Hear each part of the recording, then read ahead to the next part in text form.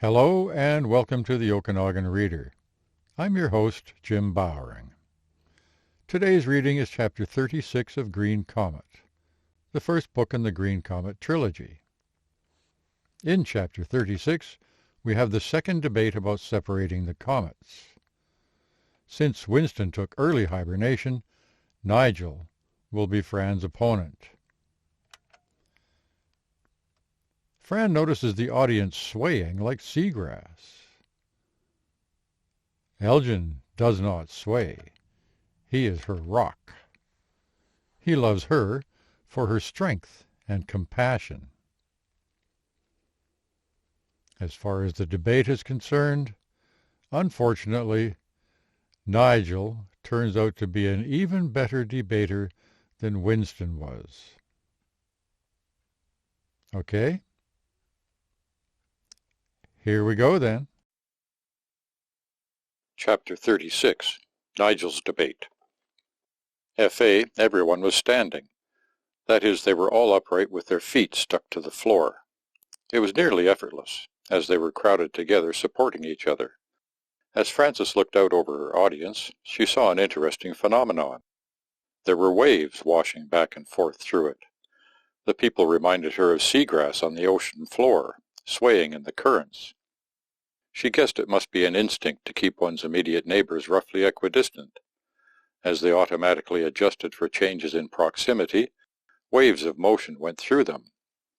The patterns of waves cycled between chaotic and coherent, at times random, at others orderly. On Fran's right, though, with the yellow columns rising in the distance behind him, was Elgin. He stood at the edge of the crowd, feet planted, hands clasped behind his back, his dark eyes locked on her. The waves that came to him bounced off as if he were a rock, reflecting back into themselves. He anchored her. At the back of the crowd, in the middle, were Stanton and Buzzard. Stanton, much like Elgin, was steady, not about to be swept up in such tomfoolery. Buzzard, on the other hand, was thoroughly into it. He had to stand an arm's length from Stanton, because he was participating in the waves with such enthusiasm. He was like the tallest blade of seagrass, accentuating the motions of the others. He could obviously see the patterns developing in the waves. He could anticipate their actions and, when they arrived at his position, he could sway extravagantly in unison with them. With orange pillars behind him, his great big delighted grin was a beautiful thing to see. This was why she loved Buzzard so much. What he felt always came out in his actions, and he usually felt something on the happy side. And more importantly, given her gift for profound empathy, the feelings he expressed were always the same as what she sensed. With her tendency to feel what she was seeing, it was a relief to have no conflict between those things. Even Elgin, the best man she had ever known, wasn't entirely honest about what he was feeling. Not that she faulted that. It was just the normal social masking that people do to reduce the stress of constant close contact. In more important matters, she knew his feelings. With her mirror-touch emotions, she knew that he loved her with the same certainty that he knew it. The straightforward focus of his love for her was the same as his loyalty to his friends, his dedication to his work, and his rock-like duty to the comet. Elgin was the bedrock that would never shift under her feet. Frances's synesthetic talent gave her the gift of insight that could result in satisfaction and joy, and just as likely in disappointment or pain. She accepted the bad with the good because she knew her responsibility to her gift. This burden made it all the better to find Elgin, a man who was better than he thought he was, and it made the lightness of Buzzard's spirit a welcome relief. Looking at the people in front of her, their eyes so full of hope and dread, their attention focused so intently on her that they were unaware that they were swaying like seagrass, she was glad she had at least some respite from the responsibility. It gave her the strength to do what she needed to do now. Even though she desperately wanted to assuage their dread, to soothe the fear, she knew she couldn't. Drawing on the strength and support of her friends, she took a deep breath and plunged in. With the distant echoes of destruction still coming from the flashball gallery, she quietly told the people that more destruction was their only hope for survival. They had to overcome their conservative instinct and throw away a large percentage of their resources. It was as if, she told them, they had a life-threatening disease, and their only hope was amputation. Far better, she said, to lose a leg than one's life. Far better that we should lose the little comet and survive as a people. She showed some of the same videos as last week, and played some of the same audio recordings. Here she became icy cold and hard as frozen nitrogen. She spoke softly, but the weight of her presence commanded them to listen. Then she was quiet during the last desperate seconds of lost voices, telling them to run, to hide, to disappear. And she left them with the terrible banging silence that followed. After a few seconds she began the final video. Buzzard's guy hadn't managed to get it done in time last week, partly because of the last-minute additions she asked him to make. They had forgotten about the fate of the second comet that was in the inner system along with Red Comet. It was small, with only a few adventurers on it, and it was just one of so many tragedies. But she finally realized that it illustrated their predicament better than anything else she had. In the original, Buzzard's guy had illuminated the trail their comet left as it went through the inner system. It was emphasized, both to make it show up in the video and to make people aware of their vulnerability. All the other important features were also highlighted. There was the planet, some minor moons, some asteroids, Red Comet, and the visitor and its modules. In the new version, they included the other comet. Before, it was just another disaster.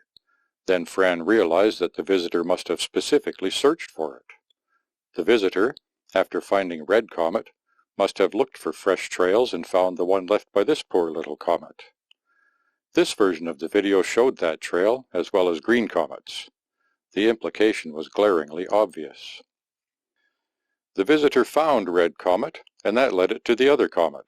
In exactly the same way, our trail will lead it to us. The audience was with her. She just needed to wrap it up now. It knows we're here. It has already shown that it destroys the comets it finds. To save our lives, you must vote to separate the comets. Unless you believe that the visitor will decide that it's too much trouble to pursue us, you must vote to do the only thing that will save us. She flew past Nigel as the audience thanked her with a polite round of applause. The waves had died down, and they were more or less still now. Their nervousness from before was gone, and now they were all concentrating seriously on the debate. Nigel congratulated Francis as they passed, then proceeded to the middle of the dais to do his duty. Elgin thought he loved Francis, but his love for her broadened and deepened when he saw the way she talked to the people. She wasn't just trying to win them over, to make them see the truth of what she knew. And it wasn't just her loving concern for their welfare that made her speak so well. What he saw was her compassion for them. She felt their fear and confusion as if it were her own. She spoke not as someone with a message to impart, but as she would want to be spoken to. They could sense that. It was her compassion that would win them over. Elgin thought Francis was something special before. Now he knew that she really was the best woman in the universe. And now it was Nigel's turn. It was time to find out if Winston's early hibernation would help their cause. To Elgin's dismay, it was very quickly evident that Nigel was an even more effective speaker than Winston was. He began with, "Listen," and everyone became very aware of the distant sounds of destruction. "They're so sure they know what's best for you," he said, "that they're smashing your beautiful flashball court." He went on in that way, pointing out what they would lose, what listening to Francis would cost them. In a few minutes he had undone all the progress Francis made. Elgin scowled as Nigel enumerated the things they were being asked to sacrifice. "This square," he said, "with these beautiful columns and friezes." He let them look around for a while. "This will all have to be smashed to pieces." Elgin was glowering. Now Nigel indicated the big screen behind him, which was blank. "I wanted to use the same image as Winston," he said. "The smoke rings, do you remember?" They did. "But I couldn't. It's gone. I couldn't find even one image of the smoke rings anywhere." People turned around to look at Buzzard, who fidgeted self-consciously. As if it weren't bad enough that Winston was bullied into early hibernation, people turned to look at Elgin. They also had to take away the picture that he used. Nigel methodically went through what had been done, artfully allowing his audience to associate the badness with one or more of his opposition. The only exception was Frances. He instinctively knew that attacking her would not help his cause. So what he did was create the impression that she wasn't like the rest of them, that maybe she really didn't believe what they were making her say. That was so inflammatory that Elgin was set to jump up on the stage and put it right. But Fran caught his eye and gave a tiny shake of her head. So he stayed where he was, fulminating while Nigel wrapped up, and the debate drew to a close. Fran congratulated Nigel on his effective presentation. They shook hands at center stage, extending it until they were simply holding hands while they talked. They were both smiling, and it was obvious that they were old friends, bearing no animosity even though they opposed each other in this critical matter. This show of reasonable behavior would, they hoped, set the tone for the people as they carried the debate through the next week. 1 week from today they would vote, and Green Comet's fate would be set. Leaving Nigel, she made eye contact with Elgin as she descended from the stage into the audience. Some had left already, but most stayed. There was a feeling in the air that they weren't quite done yet, and they wanted to talk and to listen some more. As she was being surrounded, Elgin appeared and took up a protective position just behind her shoulder. The four of them had tea on the balcony a few hours later, and they tried to draw conclusions from the day. "That Nigel," said Stanton, "is a pretty good speaker." Elgin growled, but Fran put her hand on his arm and said, "Yes, he is. I thought he discharged his duty very well." "That was a bit hard to take, though," said Stanton. "Being singled out like that, I mean." He looked at Buzzard. Fran said, "I think he realized that was his only option. If he had tried to argue that the visitor probably wouldn't bother, he would have been fighting uphill." "Was it wrong?" asked Buzzard. "Bad? Destroying the pictures? Was it wrong?" "No," said Fran and Stanton together. Fran continued, "You did the right thing, Buzzard. We know how hard it was for you, but it was for the best." "That's good," said Buzzard. "All good, then. All done." He was happy again. When he heard that Stanton and Elgin were going to destroy their work, he thought about what he could do. In many ways, predicting the smoke rings was one of his greatest accomplishments, so he chose to remove all record of it. Stanton and Elgin were sacrificing, so he wanted to sacrifice too. He could tell Stanton was proud, and he saw respect in Elgin's eyes. But Nigel had made it sound selfish and wrong, so he needed to hear Frances tell him it was right. Now it was all right again. "He's worse than Winston was," said Elgin. When Fran looked at him, he said, "No, I don't want to give him the benefit of the doubt." He was scowling now, looking like a defiant child. "I know he's supposed to do his best, just like Winston did, but at least Winston stuck to the facts." He crossed his arms, tucking in his chin. "Nigel used tricks, and he made it personal."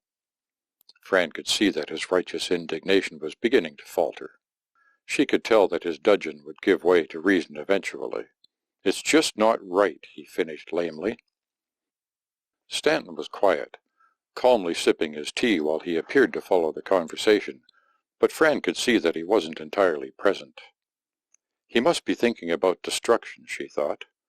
He initiated the smashing of his ball with grim dedication, and she knew he would plan and execute the ruination of everything else in Green Comet, but she sensed that his feelings were conflicted. He was a builder, a maker, not a destroyer. She knew he didn't have the surety of her knowledge or the clarity of Elgin's talent. He was with them purely based on faith. He trusted her judgment and Elgin's ability, so he was ready to act against all his instincts. And he was doing it quietly and efficiently, not showing the slightest ruffle of reluctance. She took him some more tea, and when he looked up to thank her, He saw that she knew. A knot uncoiled softly under his heart, and he was sure again. After their guests left, Fran and Elgin stayed up for a while. They had to clean the tea service and do a little tidying up, so they had a chance to talk, just the two of them for the first time in hours. Fran knew that Elgin was having a problem with the apparent animosity coming out of the debates, but she also knew it wouldn't be resolved by talking about it today. There was an assault on his loyalty and his strong feelings about the safety of Green Comet. She knew he wouldn't do anything rash, but a full reconciliation would proceed at its own pace over a much longer time. As for Winston's early hibernation, and that of 2 or 3 other people that Elgin had talked to, she could see that he had an inkling that he might have had something to do with it, but he was rejecting the idea. It would take a lot of thought before he could consider the possibility that his passionate promotion of Fran's plan could have been misinterpreted so badly by the people he was talking to. He wasn't yet aware of the new thing his face was doing, so he had no idea what people were seeing when he talked to them. There was something she could talk about, though, and the buzzing energy in her body demanded some kind of outlet. This mysterious energy was new to her. It only started to happen when she started doing the debates, and she found it stimulating. She felt buoyed up and optimistic. "I think we did really well today. I could feel it coming from the people." "I did too when you were talking, but it went away when he talked." "Not completely," she said. "He just dampened it down a bit. It was still there." She nodded. "I think we did all right." Elgin said, "Not so much we. It was you. All I did was stand there." Fran's pupils dilated, and her eyes glowed with a rush of love. She said, "By just standing there, you did more than everyone else combined." "If I did," he said, "it was easy because I believe in you."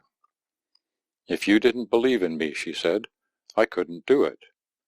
Knowing that someone as good as you believes in me," her voice filled up her throat, "it lets me believe in myself."